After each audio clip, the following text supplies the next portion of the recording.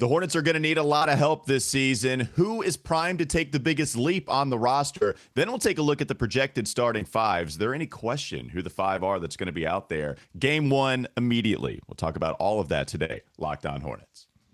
Locked On Hornets, part of the Locked On Podcast Network. Your team every day. In a minute, cuz we live.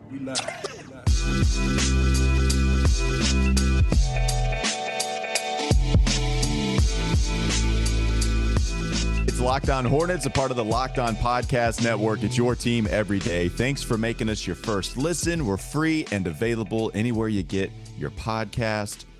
Follow us on Twitter, Walker Mail, Doug Branson, LOH. Doug, how are you doing today? Because I know it was a rough night for you staying up because you have a child, as you've told us a few times. Yeah, I don't know. Well, I don't have a child. I have a baby, and it's a big difference. I don't know what a child. I don't know what having a child is like. I'm looking forward to it because having a baby has been pretty rough on the sleep schedule. I think I'll enjoy having a child. Having a baby is a wonderful experience. I love my baby, but having a baby is an intense experience as well. I love parents tiptoeing around the boundaries of hoping you don't think that they actually hate their baby. I love it. It's great. It's magical. No, I love them. My baby's the greatest. It's a magical experience. Sometimes it's hard, but no. I still love my child. I still love my baby. That's how it goes. So I'm glad that you're able to talk some Hornets, though. Surprising amount of content today in an offseason that's been very quiet, and thanks in part to Josh Lloyd, who I appeared with on the Locked On Fantasy. Quiet. Yeah, that's true. There's probably something mysterious going on in the background. In the meantime, I had a chance to talk with Josh Lloyd of the Locked On Fantasy Basketball podcast. A lot of fun joining him, talking about LaMelo, Terry Rozier, plenty of topics surrounding the Hornets. So you can go check that out again. Locked On Fantasy Basketball just released that in the season preview series that he's doing with every single team, a part of the network. Lots of questions that we're going to get to in the next couple of days that he asked me. So I'm going to give what I said on that pod. I'm going to throw it at Doug, see if he agrees, see if he wants to debate me. Dodge it. Oh, yep. Make sure. No, there it's coming at you. Well, you're throwing it at me. I don't know why you're throwing it at me. See, here's what people should know. People listen to this podcast from all over the world and all over the country. And so they're not necessarily in Charlotte, some of our listeners. So they don't know that you've spent the past couple of weeks on one of the flagship Charlotte radio stations, WFNZ, doing a few hours with the folks over there. And so now you come on this show and you're throwing things at me. Are we going to start rolling along on a Thursday? Like you're rolling along on a Thursday. You're picking up all the radio staples and just vomiting them on this podcast. Brought to you by BetOnline. I'm going to read like that. It's so funny. It is. I almost can't explain it. Radio is different than podcasting. It's so different. Radio Walker. I was listening to you yesterday. Radio Walker is different than Podcast Walker. And it's not bad. It's not bad, not good. Yeah. I'm just saying they're two different species of talkers. I will say this, though, and this is true, a part of the podcasting difference as well. Having you as a partner, very different than having other people as a partner as well. What do you mean professionals? You mean people that are not chaos agents? I need to be ready for, it's almost like taking a driving course where I am the student driver and then I have to watch out for the child that runs after the ball into the street. And I need to stop immediately and give that child time. That's what happens here. Like maybe in radio, I stop a couple of times.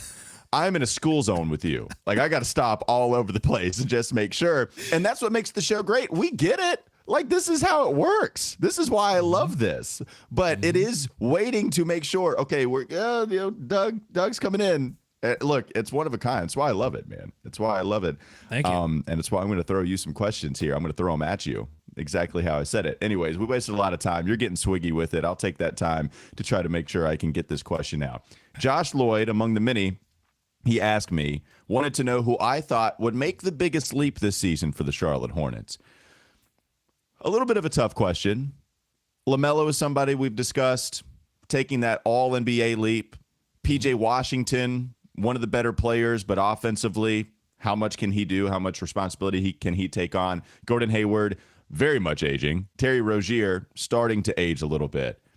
Doug, I went with Jalen McDaniels. Not a surprise, knowing how much of a fan I am of Jalen.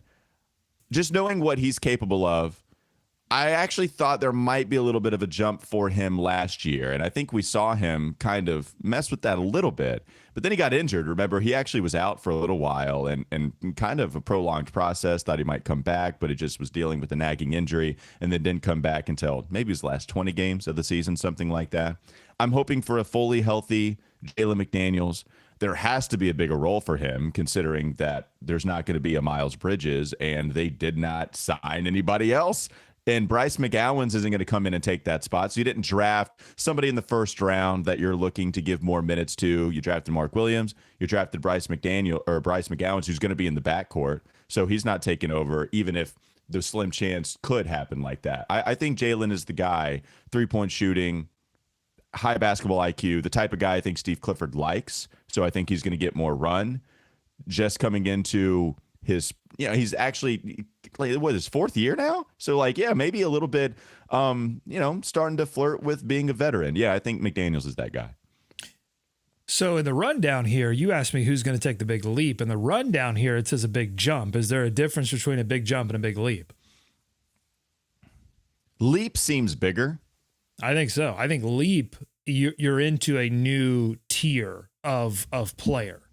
So now, I don't Superman, they describe Superman as taking a big bound, right? He could leap tall buildings in a single bound. Leaps and bounds. Yeah, I don't know what a bound. I really don't know what a bound is, and you don't really hear that a lot. Taking a big bound. So a big leap, I think you're going from tall building to even taller building. And a big jump is like somebody who was just completely obscure, and you're jumping onto the scene, right? I mean, a leap is you were already pretty good, and you're going into the stratosphere, right? So I don't see Jalen McDaniels as that player. I think he's a good player. Fair. I think he's in that tier of like Cody Martin. They've got some good pieces, especially at the forward position, not really at the guard position, but I think the Hornets are stacked with these good pieces at the 2-3 position. But I honestly, I'm going to give what I think is probably the boring answer here and say that I think the player with the potential to take the biggest leap is LaMelo Ball. He has all of the tools necessary to go from all-star to all-NBA. And that's probably what the Hornets are going to need, a very quick development of LaMelo Ball's game into elite territory in order to compete for a playoff spot or possibly compete to win a play-in game. We're not asking a lot, folks. We just want to win a play-in game. Yeah. But I think it's going to be LaMelo Ball because he's going to get the opportunity.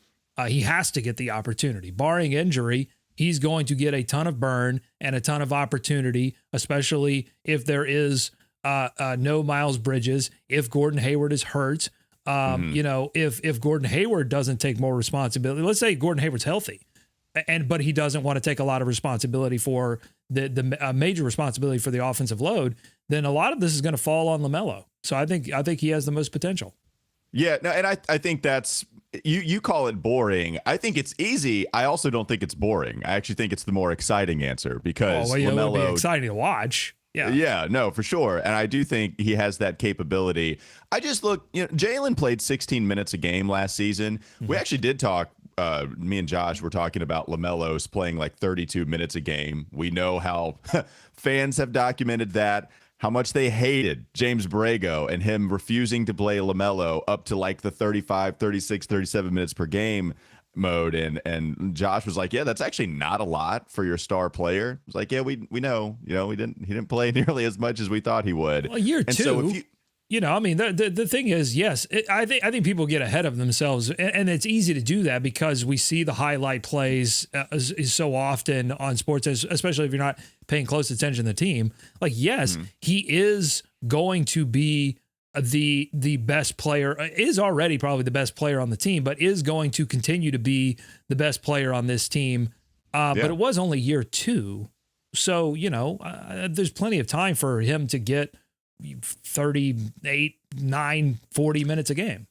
Yeah, I think for sure that's true. But he was just surprised to see that it was only good. I remember it was funny. Josh actually texted me early in the season saying like, hey, what gives? Why is LaMelo not playing as much? I thought it was the fouling situation. He must have drafted LaMelo Ball onto his fantasy team. He must have. LaMelo.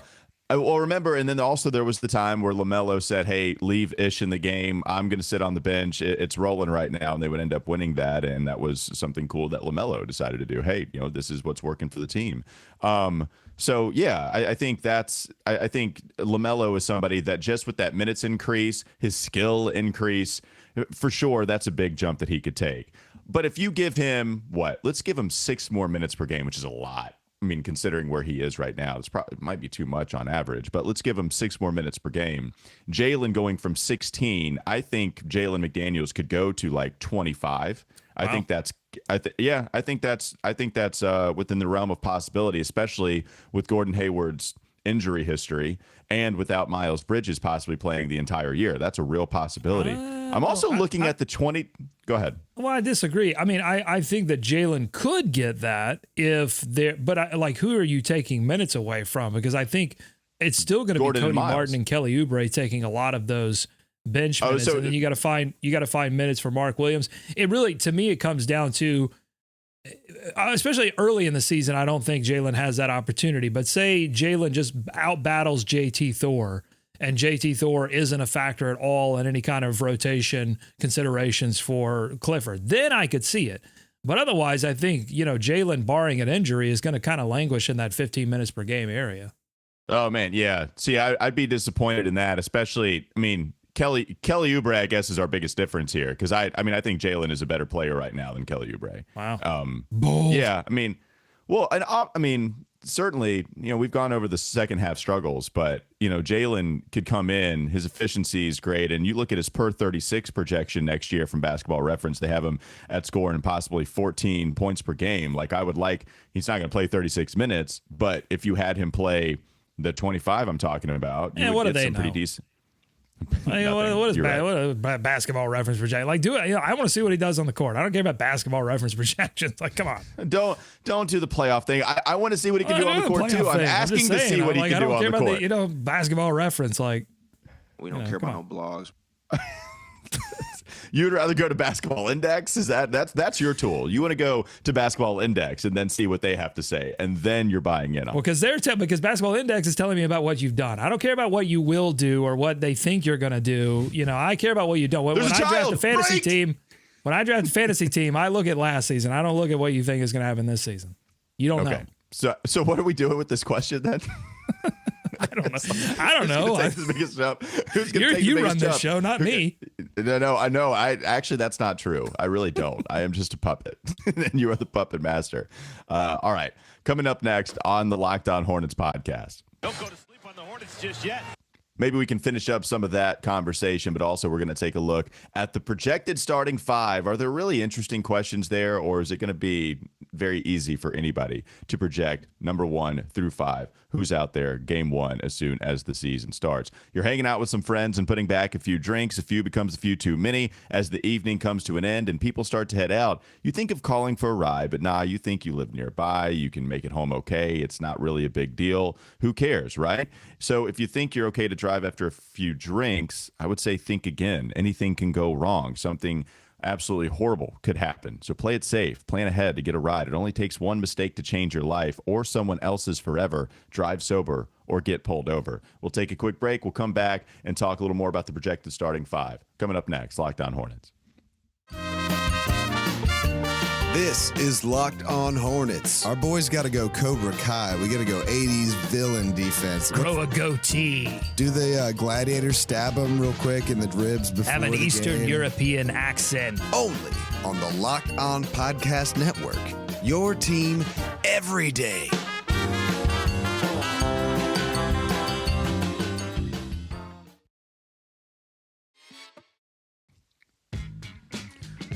All right, Doug, let's take a look at the starting 5. It's pretty easy, certainly through 1 through... It's pretty easy 1 through 5, just based off what... I'm not saying these are the best players, but it certainly looks like this is what Coach Clifford would go with.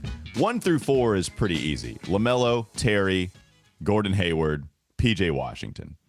There's nobody that can take any of those spots 1 through 4 in the starting lineup. And then you go at the center spot, And Mason Plumlee, if you had to bet money right now, you would think Mason Plumlee would be the starting big as the season begins. Mm-hmm. Mark Williams, I think there is a very, very outside shot, but still at least some kind of possibility where he does well in training camp, maybe does well in preseason. We already saw his defensive prowess in the summer league. I think offensively, we've talked about this too, offensively, as crazy as it sounds, I think it's going to be easier for him because the roster construction is so much better. You have so much more outside shooting, and LaMelo Ball is almost a cheat code. You're going to be better as a big guy to play with LaMelo offensively than Tyshon Alexander, Bryce McGowan, and some of the other PGs you're playing with in the summer league. Yeah, there's an argument to be made, and not a crazy hard one, to be honest with you, that Mark should be starting. And if that's the case, I think there's a very little possibility. Yeah, it's like giving him the starting job already. Like let him play one preseason game before we anoint Mark Williams the starting center of the Charlotte Hornets. So look, you're a very big fan of What Have You Done, right? Like I've seen what Mason Plumlee's done. So let's go with something new. There's no doubt about it. I mean, it was a disappointing season for Mason. I think, I don't know that I had like super high expectations for Mason Plumlee. I was pretty disappointed with what the Hornets were offering at the big position going into that season. But I think Mason struggled a lot. It's not outside of the realm of possibility that year, looking at his previous seasons before coming to Charlotte, that year was an aberration. And certainly the Hornets are going to be banking on that somewhat. Even if Mark Williams is the starter by midseason or late into the season, they're still going to need Mason Plumlee to stay healthy to just maintain that big depth, because you don't want to have to depend on Nick Richards or even Kai Jones to fill in minutes at the center position if you're legitimately trying to compete to get into the play-in or the playoffs. But now, I would say that there's a non-zero chance that Mark Williams is a starter on night one, but I would put the probability super low because I just don't see Mark Williams as somebody that was like immediately ready to start on a team that has, as much as we can criticize Mason Plumlee, like he's an NBA level big, you know what I'm saying? Like he knows how to play in the NBA. So, I think Clifford's going to probably lean on that at least early on and let Mark Williams develop a little bit.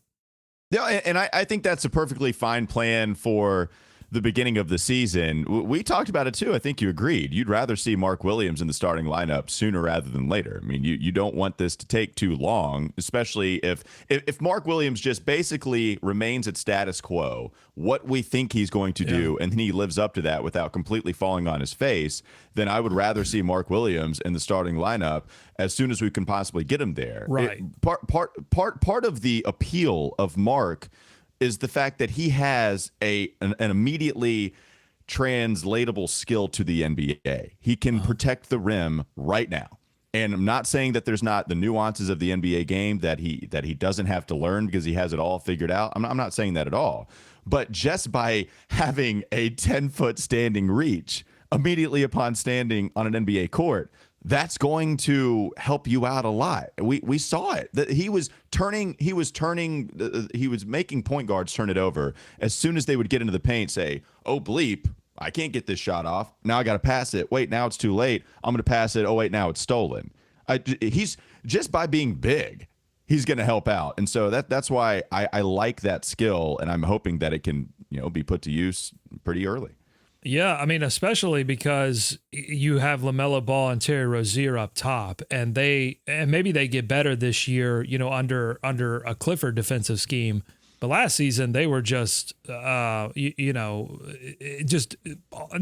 awful on defense, but certainly not great. And it was easy to penetrate this defense and get inside very quickly. And then you had Mason Plumlee there, who was not a shot blocker and not going to move a guard out of the paint. There was no rim deterrence going on there. So that's what Mark Williams offers, is rim deterrence, that even if your two guards are not going to necessarily keep guys in front all of the time, you've got somebody that could at least delay that rim run for a little bit and force more kickouts, force more rotation, and allow your defense to recover, essentially. Give LaMelo Ball and Terry Rozier a second chance and not always get slice and dice for easy layups. So that's number one. But number two is on the offensive side, Mark Williams hopefully can develop into that pick and roll big that LaMelo Ball so desperately needs, a lob threat. I mean, I would much rather see Mark Williams flying through the lane catching a LaMelo lob than I would like to ever see Mason Plumlee with the reverse dunk. As funny and like mimetic as that is, I'm done with the Mason Plumlee reverse dunks. I would like Mark Williams lob threat. We talked about that, yeah. And as funny as it might seem to want to start Mark immediately, at the end of the day, like I see your minutes projections too. You get it. Like you only had Mason playing 6 more minutes than Mark this season. And maybe that's as how the season plays out, and I get that. Maybe you're talking about them being a little bit more even as we get to the middle of the year, as we get to the end of the year. But we know what it is at the center spot. Like they needed help a while, and they finally invested. And so let me just talk about why I think it would probably be beneficial to start Mason Plumlee initially, because it's not a defense of Mason Plumlee as the starter the entire year. What it is a recognition that the starters, you really want those players to not, you don't want to leave your starting unit in the middle of the first or towards the end of the first quarter in a 10, 12, 15 point hole that you have to dig yourself out the rest of the game. And that's the worry when you throw in a rookie, is that both defensive breakdowns, but also you have to look at Mason Plumlee as a good passing big too. Something that I think we probably underrate Mark Williams for, but initially is going to be a lot harder to pass in the NBA than it was in Summer League. So any flashes that we saw there, I'm going to say, well, hold on, let's see how he does, in the preseason and heading in to the regular season. But having that passing big is actually really beneficial for LaMelo, for Terry, for Gordon, somebody that can facilitate a little bit of the offense and not leave yourself in a 10 to 12 point hole going into the second quarter. I think that's key. And Mason Plumlee will do that initially, and then Mark Williams will do that eventually. I'm really interested in the pick and pop game potential for Mark Williams, because we've talked about his free throw percentage sticking around 75% last year in college. We've discussed the underrated shot, right? We've discussed underrated passing too.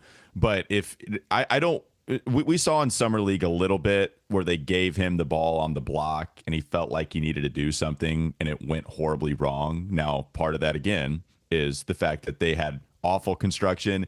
The paint is so clogged. If you didn't have Brady Manick out there and maybe even a little bit of LiAngelo Ball, then you didn't have much shooting. Now, McGowan's was actually shooting pretty well, but it wasn't his game at Nebraska. The shooting was lacking, and you're going to have 1 through 4 in that starting lineup. All of them pretty damn. That's a crazy 1 through 4 shooting lineup. In fact, I mean, is there anybody else that has the 38% capability 1 through 4 in the NBA? I'm sure there's got to be a starting lineup out there that has that, but I mean, bottom line, the Hornets can be as good as anybody shooting point guard through power forward. That's going to help Mark, especially when you have LaMelo can run the pick and roll with you. I just don't want Mark to get the basketball on the block, say, hey, go for it, because it's an inefficient shot anyway, especially at that stage of his career. Let's get a whole bunch of dunks. Let's get some trash points off some offensive rebounds, and then let's go ahead and stick around that free throw line. If somebody's diving and you feel like you have some separation, Mark can just pop at the free throw line and maybe knock down some shots there. If he's putting the ball on the deck, then there's something going wrong. I'm especially with a team that has a pretty strong core that's been around for a while. I would just, I think, worry about inserting a rookie into the starting lineup that soon. What message does that send? That's totally I think Clifford's concerned about that. Yeah. But listen, stay with me here. If Mark Williams comes into the preseason, gangbusters, undeniable, just throwing down monstrous dunks and blocking every shot, and Mason Plumlee continues to struggle, his free throw percentage doesn't look good in the preseason. He looks discombobulated. Then I'm going to be on board with starting Mark Williams, but it's got to be undeniable. It can't be a toss-up. If it's a toss-up early on, got to go to Mason. But if it's undeniable, absolutely, Mark Williams. I'll end with this. We've seen that before with PJ. Remember how awesome PJ was in preseason? Totally. It's possible. Yeah. All right. Coming up next on the Locked On Hornets podcast. Don't go to sleep on the Hornets just yet. Who wore it best? We continue our journey. Had a big number to dissect last time. Alonzo Mourning, number 33. We decided he wore it best. We'll go down the list of the other players, recap everything we've done, and then look ahead. Number 32, at least getting into the low 30s and then the late 20s. BetOnline.net is the fastest and the easiest way to check in on all your betting needs. You can find all your favorite sports and events at the number one online source for odds, lines, and games. You can find reviews and news of every league, including Major League Baseball, NFL, NBA, NHL, combat sports, esports, even golf. So many sports to go ahead and check out. BetOnline continues to be the top online resource for all your sport wagering information, from live in-game betting, scores, and podcasts. They have you covered. Head to BetOnline today or use your mobile device to learn more about the action happening today. BetOnline, where the game starts. Who wore it best? Coming up next is Locked On Hornets. All right, so we've got Al, or we've got the question how. Like, how did Miles do that? Can you help us end this debate with so much, an unbelievable amount on the line? Doug, I respect you to the nth degree, but Walker, I'm telling you, it was just, every single person who saw that reacted that way. Some of us just are tighter than others, and I just had to release this from my body. It's time for more of the Locked On Hornets podcast. So, Walker, we just spent a lot of time there talking about the Hornets' first-round pick, Mark Williams. I've got some breaking news, not Charlotte Hornets breaking news, but I got some breaking news that we can kind of tie into this whole situation, and it involves the Oklahoma City Thunder's first-round pick, Chet Holmgren, according to Woj, going to miss the entire 22-23 season with a Liz Frank injury to the right foot.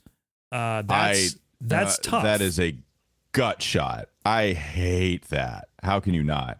It's an absolute gut shot. And so the way I will tie this in is to say, I don't care if Mark Williams starts or he's on the bench. All I'm looking for in the preseason is for that dude to stay healthy, because if he gets hurt, number one, and misses an entire season, the Hornets as a franchise and as a fan base, I'm not sure we could take, obviously an injury to LaMelo Ball would be the absolute gut shot. But I think a close second would be Mark Williams, though. You finally get that thing that you've been needing for a long time, and the prospects are there. And if he were to miss an entire season, it would be, I think, devastating to morale. I'm not saying he's the winning lottery ticket. We don't know, but it would have that same type of feeling to scratch off your lottery ticket, see you won big, and then watch the wind take it away for you to never find it again. That's what it would feel like. Oh, no. Oh, yeah. Oh, my future. Oh, my future. Is that what you would say? If you're winning lottery my future. ticket, it's going away. Blew away. Oh, no. Oh, my future. Oh, no. It's gone. Crying. That would suck. I would hate that. Yeah, I saw the initial news about there being potential ligament damage. So this just came in from Woj that he's going to miss the year. Yeah, just a couple minutes ago. Yeah, Woj bomb. Plus Chet too, the unicorn-ish type of guy. I hate that, man. I really hate it. All right, who wore it best? Transition. Yeah. All right, so who wore it? Yeah, we're looking at our past. Oh, my future. Who wore it best is the segment we're doing this summer. We are looking at all of the Hornets jersey numbers and asking a simple question. Who wore it best? The rules are even simpler. We only look at the time that they spent when they were a member of the Charlotte Hornets and when they wore that jersey number, because some Hornets decided to swap jerseys while they were playing for this team, or maybe they came back to the organization and wore a different number. So we only consider when they wore that number. Shall I run it down for everyone and tell you who's won so far? We're going to get to a point where we're going to recap all of the jersey numbers, and that's going to be the segment. Yeah. Yeah. All right, let's do a quick segment recap. I'll do it quickly as possible. Number 98, the only person, Arnoldus Kubica. Number 55 went to Chris Douglas Roberts. Number 54, Nails. Lee Nailon. Number 54, number 52, the Geiger counter.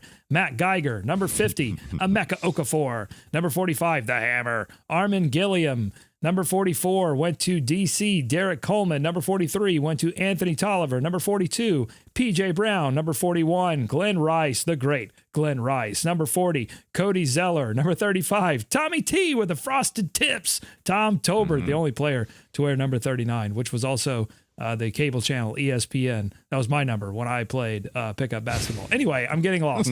Number 35 went to Gerald World Class Glass. Number 34 went to J.R. Reed. And then in our last episode, we only got to number 33. And that, of course, went to the great Alonzo Mourning. Even though he only spent 3 seasons, even though the exit was tumultuous, you had to give it up to the stats. Had to. Generational talent, Alonzo Mourning. So now we find ourselves number 32. Let me run down the list of names, Walker, for the people that are listening and not watching. Greg Kite, 1989. Wow, what a name. Brian, I'm going to say Rousum maybe, 1989 to 1990. Tony Massenberg donned the number 32 in 1992. Hersey Hawkins, there's a big name, 1994. Travis Williams, 1998 to 1999. Eddie Robinson, a little bit of an underrated Hornets name from 2000. People love Eddie Robinson, man. Yeah. Had a couple of moments. I love this name. This takes me right back to the Bobcats. We've gone to him as the crazy, crazy deep Bobcat so many times. Tamar Slay. If you know Tamar Slay, then you are a Bobcats fan for sure. You were in from the very beginning. Boris Diaw, number 32, 2009 to 2012. And then Julian Stone had a cup of coffee in 2018.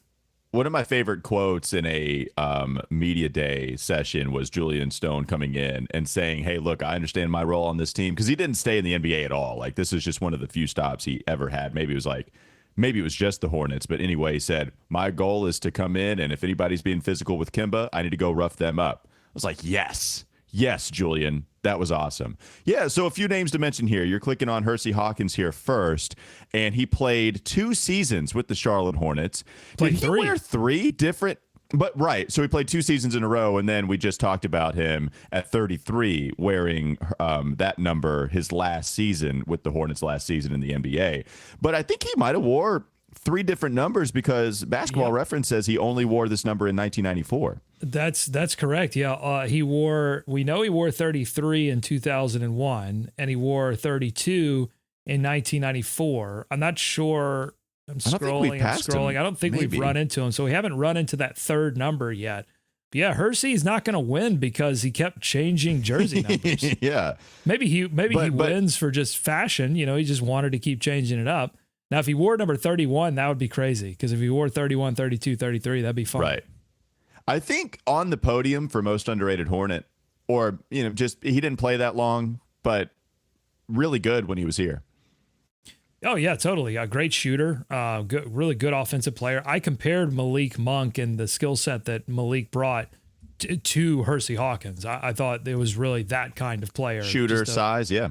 Yeah, just shooter, size, could drive it. But look at Hersey, though. 82 games, 6 times in his career, 81 games twice, 8. They were resilient. Had an all-star appearance in 91 where he averaged, this wasn't with Charlotte, it was with Philadelphia, but he had 22 points per game that season, 2.2 steals. He was a steal machine too. Just like Malik. I think Malik could steal it pretty well as well. So there you go, Hersey Hawkins. That's your rundown on Hersey Hawkins. But I think this one's easy. It's got to be Boris Diaw for his time with the Bobcats. Okay. I wouldn't call it easy. The only reason I wouldn't call it easy. Giving it to Tamar Slay? Like, who are you giving it to? I think we need to take a look at Slay. No, I think this is we've run into this a couple of times. I think we've run into this. we need to have the same conversation we did about Derek Coleman and Kenny Gaddison. Like Boris Diaw, that was a really bad exit.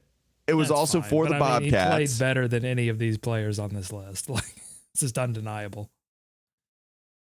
But we all loved Eddie Robinson. Go click. Just humor me. Just click on Eddie Robinson's page real quick. Like, the stats aren't going to be great, and I understand that. No, he averaged around 7 points per game on some good shooting, effective field goal percentage of 55%, 53% for a small forward. Pretty good percentages. Wasn't much of a 3-point shooter, was doing it all from 2 because he was just athletic as hell. Like 90s, he could just slam it. And because people were really excited about his athleticism. People loved some Eddie Robinson, including me. So we can give it to Boris Diaw. I'm not going to fight too hard for it. I just wanted to click on his page. That's all. That's fine. I like that you want to give some love to Eddie Robinson in that one of my favorite Hornets eras, that late 90s, early 2000s, right before they left. I love that era. I get it. But Boris Diaw was an impact player on the Bobcats team and the run that they made run to the playoffs. Boris, they didn't make a run in the play. They ran away in the playoffs. But Boris Diaw was a huge part of that. His resurgence of his career and his 3-point shooting were a big part of why the Bobcats were able to make that run with Larry Brown. Maybe it feels very weird to give that. Yeah, we got one more. Yeah, it feels weird to give that to Diaw, but I get it. We probably have to. All right, let's go to 31 really quickly. Kurt Rambis, 1989 to 1990. Randolph Keys, 90 to 91. Ron Grandison, 92. Malik Rose, 97. Jamal Sampson, 2005. James Sutherland, 2014. And then Joe Cheeley, one of those great training camp names. Joe Cheeley, 2019 to 2020. Who you got here? I mean, it's tough, but maybe even not so much. I think it's got to be the goggles, baby. I think it's got to be Kurt Rambis. Yeah, it's got to be. Yeah, Kurt Rambis is going to be your answer. Yeah, click on his reference page real quickly just so we can see his stats for the Hornets, because people will think about him more so for the Lakers. Well, obviously, yes. But he was the big name that came over in that inaugural season and the expansion draft because the Lakers made him available, because it was it's kind of towards the end of his Lakers run, and it was kind of time, and so they made him available. So he only spends 1.5 seasons, but just the goggles and that Rambis in that jersey is kind of iconic to that inaugural year. So got to give it to him. I agree with that. How many points did he average? Let's see, 11 points per game. And the most he ever scored. Rebounds, almost averaged a double-double. Look how much more that is than any time with the Lakers. Burn. So he's he's the guy that is remembered for getting clotheslined. Is that a Celtics game that happened? Yeah, because they always say, look at this era. This is the era that they basically played football. And then he comes over to the Hornets and then increases his PPG at 30 years old by 7. Yeah, I mean, he was in his last season before being made available in this expansion draft, he was only averaging 12 minutes per game for the Lakers. So his run was done. He was a good role player for the Lakers, and it was over. And then he comes to the Hornets. They don't have anybody, so he plays almost 30 minutes per game. We talked to on Every Hornets Boxscore. We got to talk to Marty Conlon, sort of a journeyman center who had a cup of coffee with the Hornets in the 90s, and he was talking about how, sometimes you just get opportunities like that and you suddenly have big minutes and you get to show off your talent. And, to earn, you got to get some burn. And that's what happened to Marty Conlon. And he turned that into a nice little run with the Milwaukee Bucks. And Kurt Rambis getting a little burn here towards the end of his career. A little one shining moment, really, because, after he leaves the Hornets, he goes to Phoenix and turns back into a role player, spends a few more years in the league, and then he's out. A little bit of a different segment compared to Alonzo Mourning, going with Boris Diaw and Kurt Rambis. Just a little bit different. Thanks for making Locked On Hornet. Yeah. Keep going. Just keep going. Thanks for making Locked On Hornets your first listen his nickname was Rambo. Every day. For your second listen, get up to date on the latest news and rumors in the NBA in just 30 minutes every day with Locked On NBA. Locked On NBA, your daily NBA update in just 30 minutes. We'll have more preseason questions coming up in tomorrow's episode, so have a great rest of your day, and we'll be back with you tomorrow to close the weekend.